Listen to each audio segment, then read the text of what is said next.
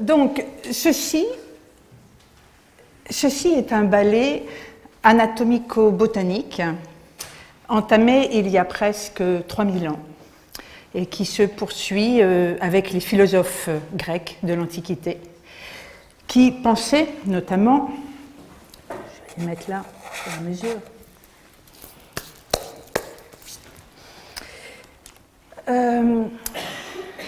que les métaux étaient des plantes souterraines qui donnaient de minuscules semences métalliques.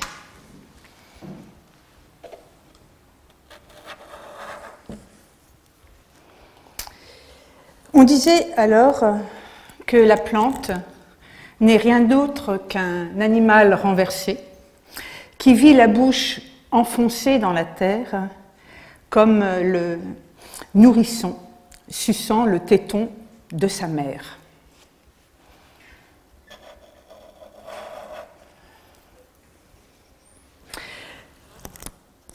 On disait que les arbres pondent leurs fruits.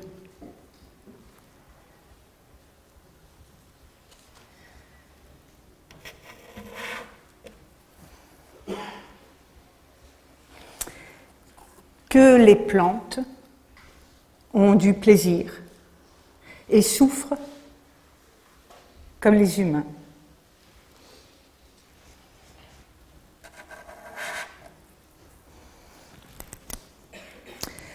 Que les plantes possèdent les facultés de penser et de comprendre.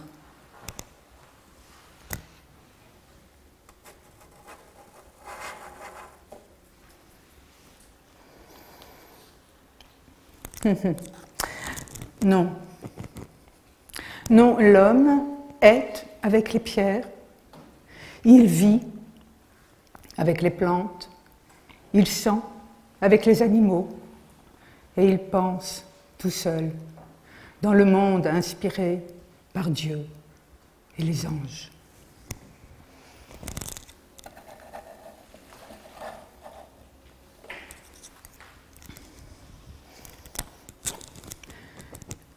Les plantes sont des animaux immobiles et ils ont une âme inférieure.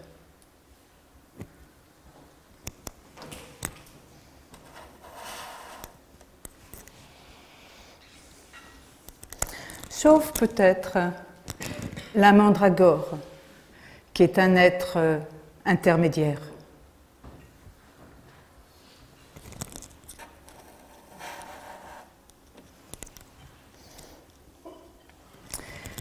Et les plantes n'ont pas de sexualité, bien sûr. Elles sont étrangères au désir. Elles se contentent de fructifier chastement. Elles se contentent de fructifier et elles n'émettent pas de sperme, mais un embryon qu'on appelle les graines.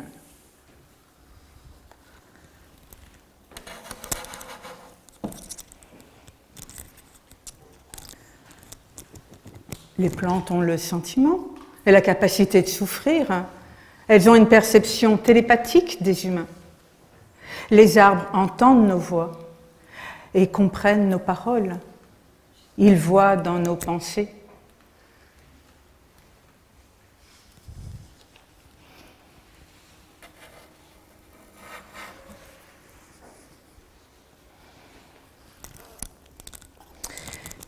Et même penser que l'absence d'organes des sens chez le végétal implique un défaut de perception, c'est faire preuve de vanité anthropocentrique.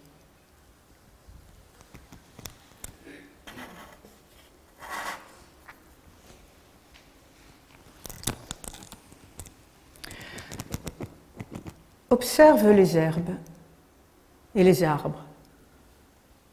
Ils produisent d'eux-mêmes des fleurs, des branches et des fruits. Et toi, à partir de toi-même, des lentes, des poux et des vers de terre.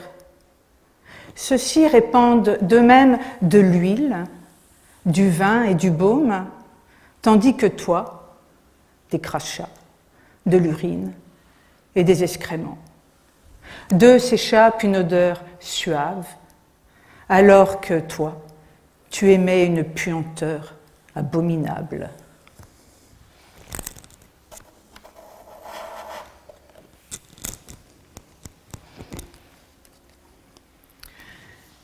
J'ai l'herbe qui redresse les bites et celle qui rétrécit les côns, sans peine.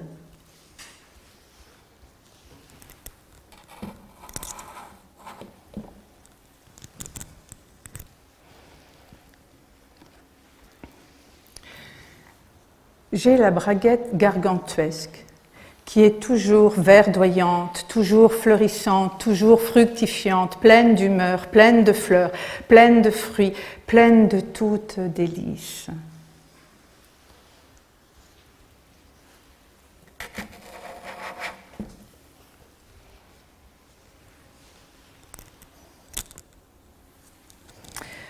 Sachez que ce n'est pas l'écorce qui fait la plante, mais sa nature stupide et insensible.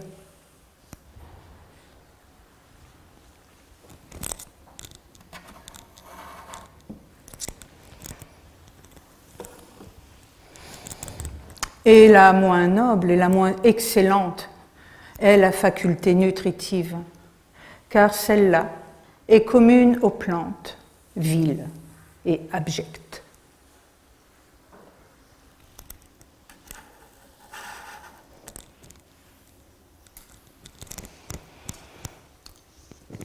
J'ai été censurée par l'Inquisition pour rappeler, à propos du dattier, que si le rameau du mâle florissant n'est mêlé au rameau de la femelle florissante, les fruits sont engendrés maigres et de mauvaise saveur.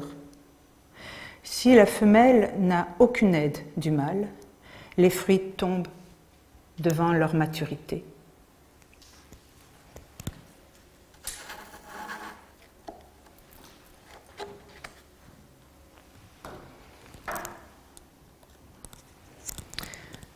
Mon corps sera brûlé de manière posthume par l'Inquisition pour avoir parlé de la sensitive. Une plante si pure et si jalouse qu'elle ne consent pas qu'on la touche.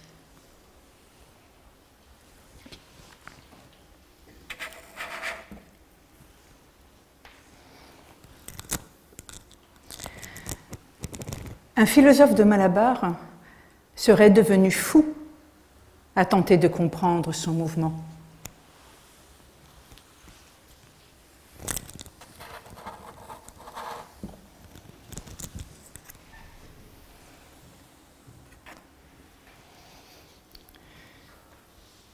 Je désire que vous considériez que ces fonctions suivent toutes naturellement en cette machine de la seule disposition de ces organes, ni plus, ni moins, que font les mouvements d'une horloge. Il ne faut point à leur occasion concevoir en elle aucune âme végétative, ni sensitive.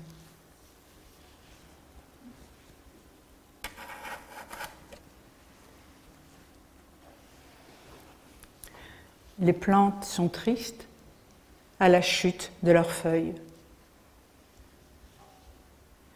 Et il leur plaît à les voir revenir.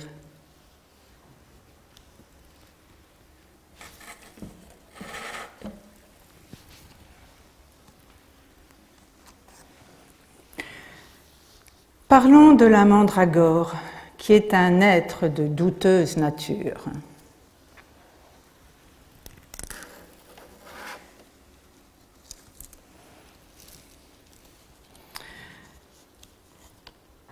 Un rhizome manchot ou cul-de-jatte.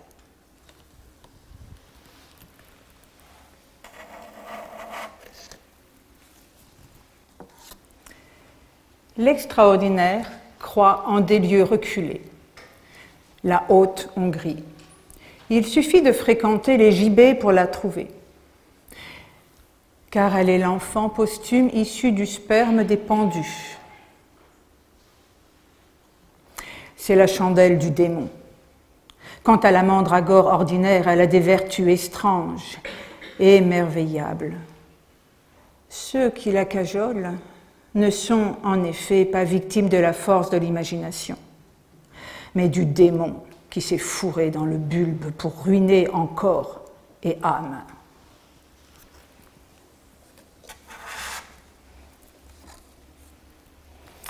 En 1420, à Paris, les sermons d'un cordelier appelé Frère Richard s'avèrent assez persuasifs pour que les femmes livrent au feu, sur la place publique, leurs précieuses mandragores, conservées dans des layettes à la manière de nourrissons.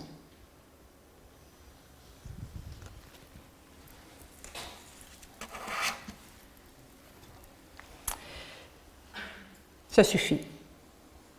Que les hommes et les plantes s'ébattent, qu'ils aient des pratiques sexuelles illicites, s'il vous plaît.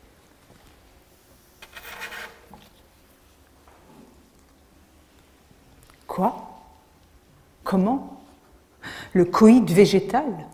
Le mélange des espèces nous offense, l'expérimentation de plaisir hybride où le sexe s'affranchit de la reproduction nous scandalise. Cet héros botanique qui affirme que les plantes ont une sexualité est dégradante.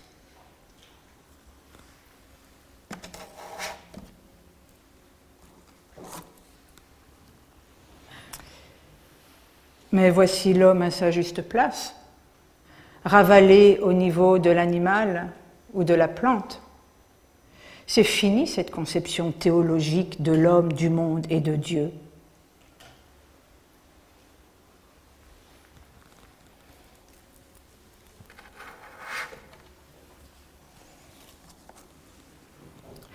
Rétablissons les végétaux négligés par la secte sanguinaire de la faculté.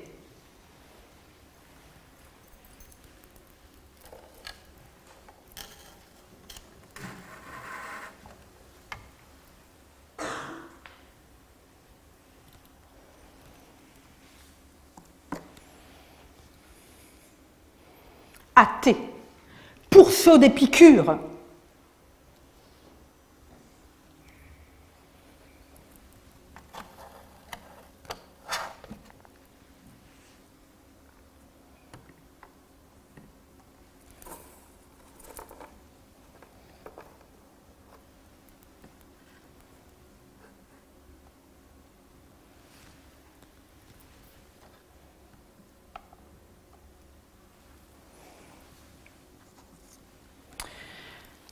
Écoutez, on n'a pas encore bien décidé dans la philosophie si les bêtes ne discourent point à leur mode et s'il leur faut dénier toutes sortes de raisonnements. Aussi y a-t-il grand sujet de douter si les plantes n'ont point de sentiments et s'ils ne sont point de véritables animaux, comme Platon le soutient dans Clément Alexandrin. Certains auraient même reconnu dans les plantes un certain sentiment de morale, qui fait que si une femme de mauvaise vie plante un olivier, ou il se meurt incontinent, ou il ne rapporte jamais de fruits.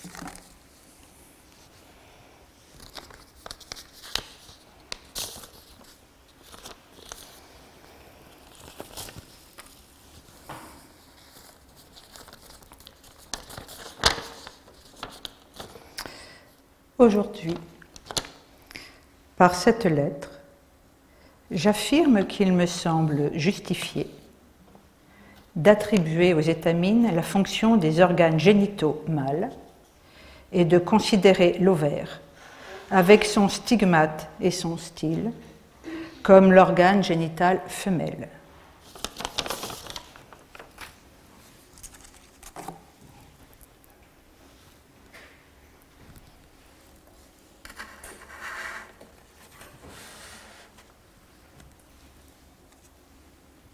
Comment? Mais qui instruira sans scandale les jeunes étudiants dans un système aussi voluptueux? Comment Dieu aurait-il pu introduire une telle honteuse prostitution pour la propagation du règne végétal?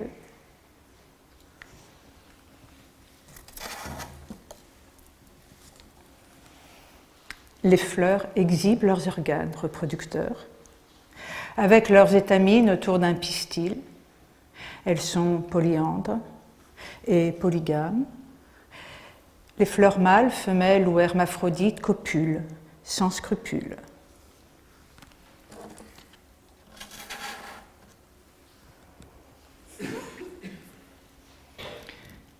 Les sexualistes sont des bavards, des pseudo-botanistes et des bêtes.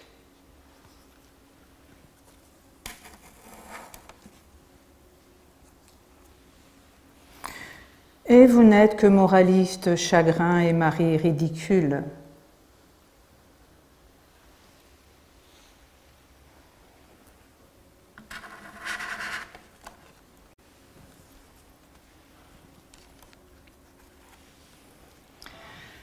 Je pense au contraire que la nature prévient le tumulte des passions.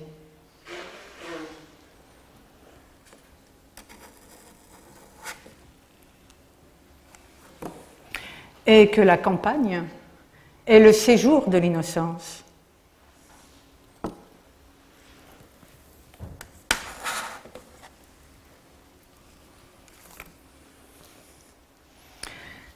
Les étamines, de genre féminin pourtant, ne suggèrent-elles pas des phallus qui excitent la convoitise des femmes, surtout quand ils sont bien développés?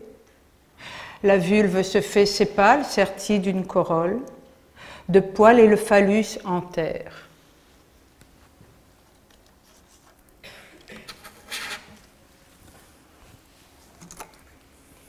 Bien, revenons dans cette assemblée à plus de sérieux. Je dis que la différence qu'il y a entre l'homme et la femme est celle qu'il y a entre l'animal et la plante.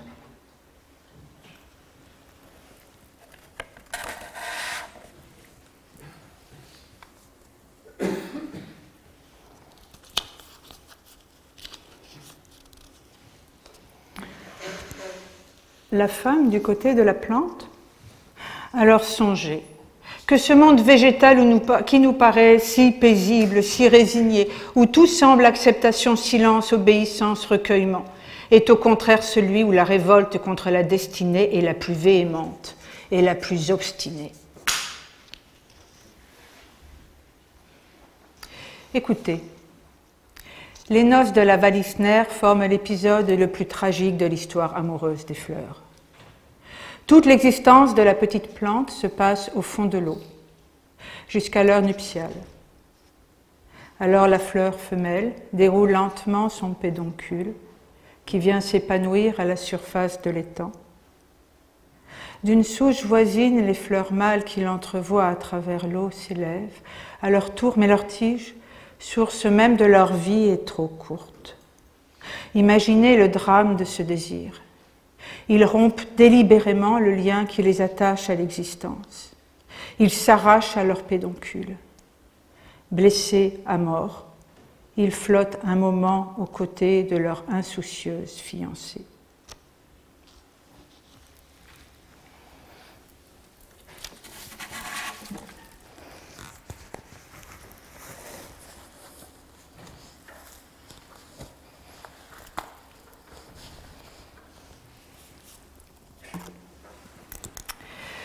Trêve de poésie, Maeterlinck. Où sommes-nous rendus de notre fable érotico-écologique? Il nous faut réexaminer la formation d'une vision du monde et de la science qui, en reconceptualisant la réalité comme une machine plutôt que comme un organisme vivant, a autorisé la domination des femmes et de la nature, mais également celui d'autres groupes sociaux et ethniques, car ils ne constituaient que les ressources sous-jacentes à la construction de la culture occidentale et de ses progrès.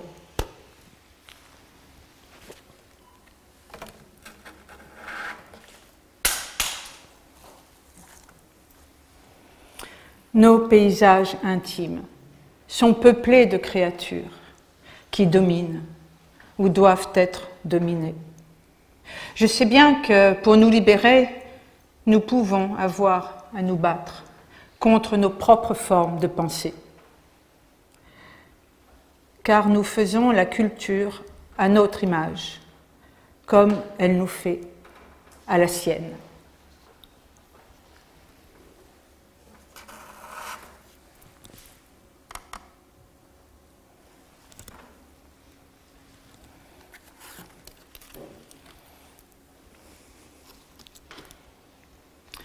Nous sommes les écosexuels. La Terre est notre amante. Nous en sommes amoureuses et amoureux, follement, passionnément et férocement.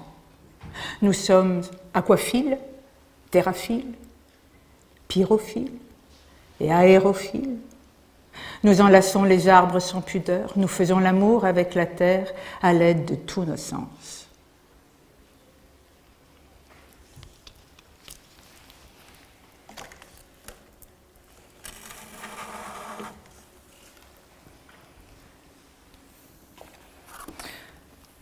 Je voudrais tout de même noter que la révision bienvenue et nécessaire de l'anthropocentrisme se paye aujourd'hui d'une tendance à la confusion et à l'indistinction. Ce règne de l'indistinction franchit avec les plantes aimantes et souffrantes une limite que rien n'autorise à franchir. Les plantes voient-elles la lumière? Non. Les plantes sont comme si elles percevaient, comme si elles étaient sensibles.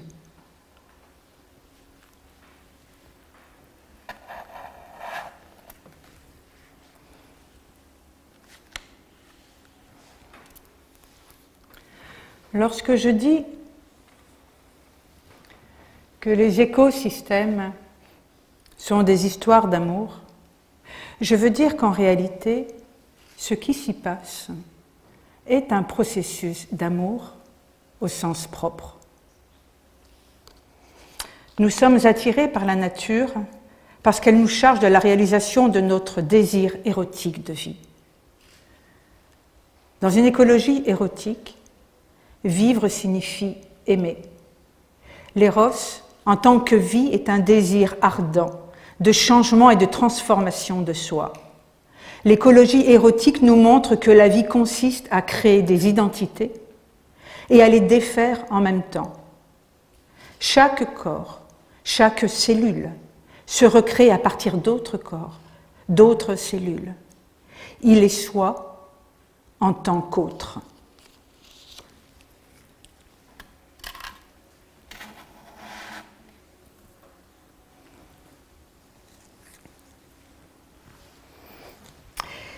Il ne s'agit pas d'anthropomorphiser la nature,